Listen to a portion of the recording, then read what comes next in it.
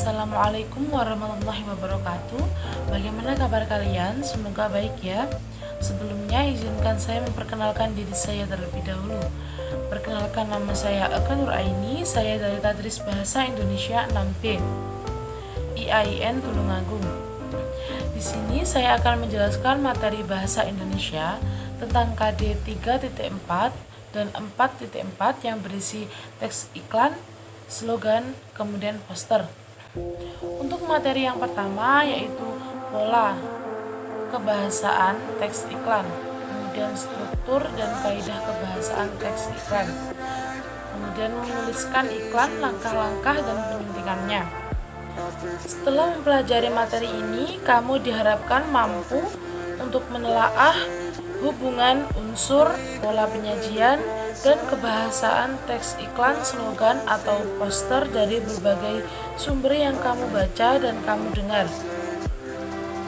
Yang pertama yaitu pola penyajian teks iklan. Iklan dapat kamu temukan dalam berbagai tempat dan sepanjang waktu. Iklan mungkin disajikan secara tertulis, misalnya melalui surat kabar, majalah, internet, ataupun media-media lain. Sementara itu, poster dapat ditemukan dalam bentuk pajangan di tempat-tempat umum. Dalam penyajian secara lisan, iklan dapat kamu simak melalui radio dan televisi. Khususnya iklan di televisi ataupun dalam laman-laman internet, iklan merupakan gambaran teks lisan, tertulis, dan gerak. Bentuk-bentuk iklan tersebut tentu saja memiliki karakteristik masing-masing dalam pola penyajiannya. Yang pertama adalah iklan cetak. Karakter utama dalam teks iklan cetak adalah penggunaan bahasa secara tertulis dalam menyampaikan pesan-pesannya. Dalam iklan cetak juga mengandalkan desain grafis seperti warna dan bentuk huruf, tata letak, serta kemudian gambar-gambar penunjang iklan. Iklan di media cetak memiliki beberapa macam, yaitu iklan baris, iklan kolom, dan iklan display. Yang pertama yaitu iklan baris. Iklan baris merupakan iklan yang berupa baris-baris. Teks yang disajikannya sangat terbatas. Tidak ada gambar ataupun ilustrasi dalam iklan ini. Teks pun banyak yang mengalami penyingkatan. Iklan baris pada umumnya dimanfaatkan oleh perorangan atau perusahaan-perusahaan kecil. Perhatikan contoh berikut ini. Dapat dilihat dalam contoh penulisan teks iklannya disingkat-singkat, tetapi masih dapat dipahami. Contohnya, JLRMH Semi Villa. Itu berarti jual rumah semi villa. Kemudian luas 174, lebar 150, 4 kamar tidur, 2 kamar mandi, lokasi strategis, cocok untuk penginapan. Hubungi nomor sekian. Dalam contoh sudah jelas ya, penulisan iklannya disingkat-singkat tetapi masih mudah untuk difahami. Tulisannya sangat singkat. Kemudian kita lanjut pada iklan kolom. Iklan kolom merupakan iklan yang pemasangannya dalam media berupa kolom-kolom. Oleh karena itu, bentuknya lebih besar daripada iklan cetak. Di samping menggunakan teks, iklan kolom biasanya sering menggunakan gambar dan berbagai ilustrasi menarik lainnya. Contohnya seperti yang ada di samping ya. Kalian bisa melihat, selain terdapat teks yang singkat, padat, dan jelas, terdapat gambar ilustrasinya. Kemudian kita lanjut teks iklan display. Iklan display memiliki ukuran yang lebih luas dibanding iklan kolom. Iklan display berisi kata-kata dan gambar, foto maupun media-media grafis lainnya. Bisa dilihat dalam contoh yang ada di samping. Iklannya lebih luas, pemakaian gambar lebih banyak, kemudian lebih berwarna dan lebih menarik. Penulisan kalimatnya juga singkat, padat, dan jelas. Kita lanjut kepada iklan yang kedua, yaitu iklan elektronik. Iklan elektronik merupakan iklan berbasis perangkat elektronik yang mencakup beberapa unsur sebagai berikut. Yang pertama yaitu iklan radio. Iklan ini mengandalkan efek suara, baik itu berupa tuturan, musik maupun bunyi-bunyi. Yang kedua, iklan televisi. Iklan ini mengandung unsur suara, gambar, dan gerak.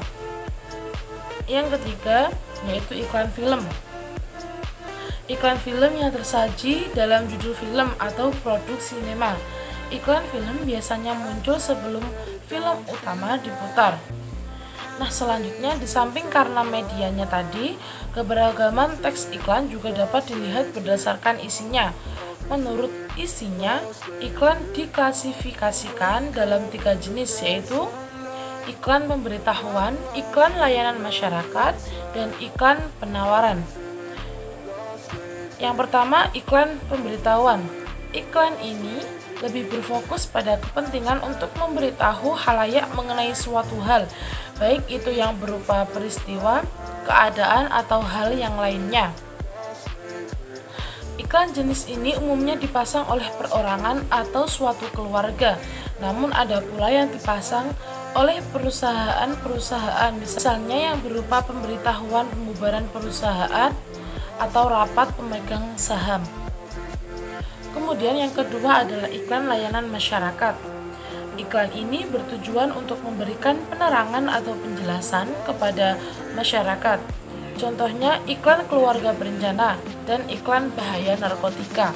Penggunaan iklan ini umumnya pemerintah dan lembaga swadaya masyarakat. Kemudian yang terakhir ada iklan penawaran. Iklan ini bertujuan untuk menawarkan produk jasa. Iklan penawaran jasa disebut juga dengan iklan niaga atau iklan lowongan pekerjaan.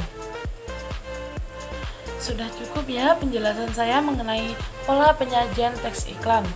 Mari kita review kembali jenis-jenis teks iklan yang sudah saya jelaskan tadi. Berdasarkan medianya, teks iklan dibedakan menjadi 2, yaitu iklan cetak, kemudian iklan elektronik. Dalam iklan cetak terdapat iklan baris, iklan kolom, dan iklan display.